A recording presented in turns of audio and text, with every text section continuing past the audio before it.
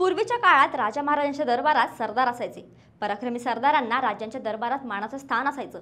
काही विद्वान मंडळी सुद्धा राजाच्या गाठीशी असायची। काळ बदलला, राजा महाराजांचा जमाना गेला। इंग्रजी राजवटीनंतर आपल्याकडे लोकशाही आली। राजांची जागा नेत्यांनी घेतली, सरदारांची जागा त्यांच्यापेक्षा छोट्या नेत्यांनी घेतली। आता कोणत्या नेत्यासोबत कोणती नेती मंडळी याला फार महत्त्व आलं आहे। या सगळ्या चर्चा करण्याचं कारण म्हणजे नुकतंच सदाभाऊ खोत यांनी केलेलं वक्तव्य आणि त्यानंतर चर्चेत आलेले देवेंद्र फडणवीस। देवेंद्र फडणवीस राज्यात सत्तेत आल्यानंतर त्यांच्या भोवती कोणत्या नेत्याचं वर्तुळ निर्माण झालं, यामध्ये कोणाला डावलण्यात आलं तर कोणाला संधी दिली गेली, त्यांच्या पात्रता काय होत्या, थोडक्यात फडणवीसांच्या दरबारात कोणाला महत्त्व देण्यात आलं, हेच आपण या व्हिडिओच्या माध्यमातून पाहणार आहोत। नमस्कार, मी मृदुला आणि तुम्ही पाहताय थोडक्यात। 2014 साली नरेंद्र मोदींच्या नेतृत्वाखाली केंद्रात भाजपचं सरकार अस्तित्वात आलं। त्यानंतर लगेच महाराष्ट्रात सुद्धा सत्तापालट झाला आणि देवेंद्र फडणवीस पहिल्यांदाच महाराष्ट्राचे मुख्यमंत्री बनले। त्याआधी ते विरोधी पक्षनेते होते, मात्र महाराष्ट्र भाजपमध्ये त्यावेळी त्यांच्यापेक्षा मोठ्या नेत्यांची फळीच होती। यामध्ये नितीन गडकरी, एकनाथ खडसे, विनोद तावडे, पंकजा मुंडे यांचा समावेश होता। यावेळी बाकीच्यांना डावलून मोदींनी देवेंद्र फडणवीस यांच्या गळ्यात मुख्यमंत्रीपदाची माळ घातली। राज्याच्या राजकारणात एका नव्या पर्वाचा उदय झाला। देवेंद्र फडणवीस यांच्या कारकिर्दीला सुरुवात झाली, मात्र वर उल्लेख केलेली त्यांच्या पक्षातील प्रतिस्पर्ध्यांची मात्र राजकारणात पीछेहाट व्हायला सुरुवात झाली। त्यातील गडकरी वगळता एकाही नेत्याची राजकीय कारकीर्द अजून म्हणावी तशी रुळावर आली नाही। दुसरीकडे राज्याच्या राजकारणात नव्या चेहऱ्यांना संधी मिळू लागली। हे नवे चेहरे कोण होते? देवेंद्र फडणवीस त्यांच्या दरबारात त्यांना मानाचं स्थान काय मिळालं पाहूयात। या यादीत पहिलं नाव येतं राणे कुटुंबाचं। आधी शिवसेना, नंतर काँग्रेस, त्यानंतर स्वतःचा पक्ष आणि मग भाजप, असा राणे कुटुंबाचा प्रवास। राणे कुटुंबाचं उद्धव ठाकरे यांच्याशी वैर तयार झालं होतं।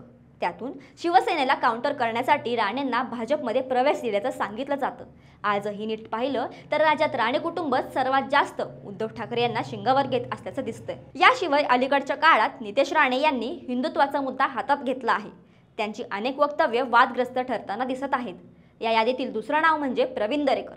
प्रवीण दरेकर पहिल्यांदा मनसेच्या तिकिटावर आमदार झाले होते, मात्र 2014 साली त्यांचा पराभव झाल्यानंतर त्यांनी भाजपमध्ये प्रवेश केला। मुंबई बँक घोटाळा प्रकरणी त्यांच्यावर अत्यंत गंभीर आरोप झाले होते।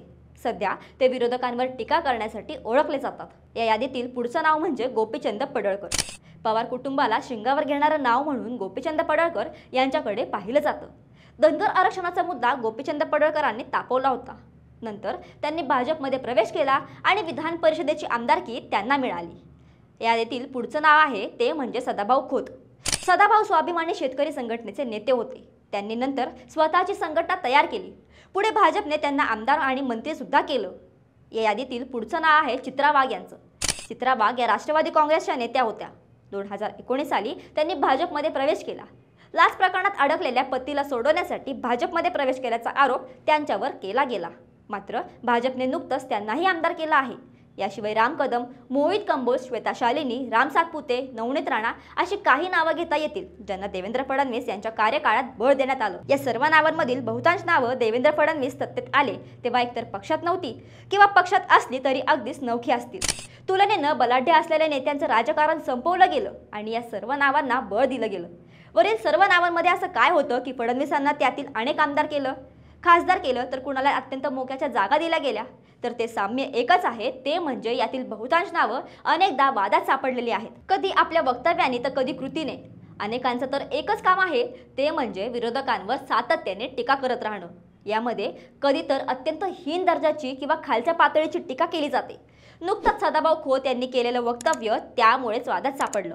आपल्याला काय वाटतं? देवेंद्र फडणवीस यांच्या दरबारात फक्त अशाच राजकारण्यांना स्थान आहे का? तुमचं उत्तर आम्हाला कमेंटमध्ये नक्की सांगा।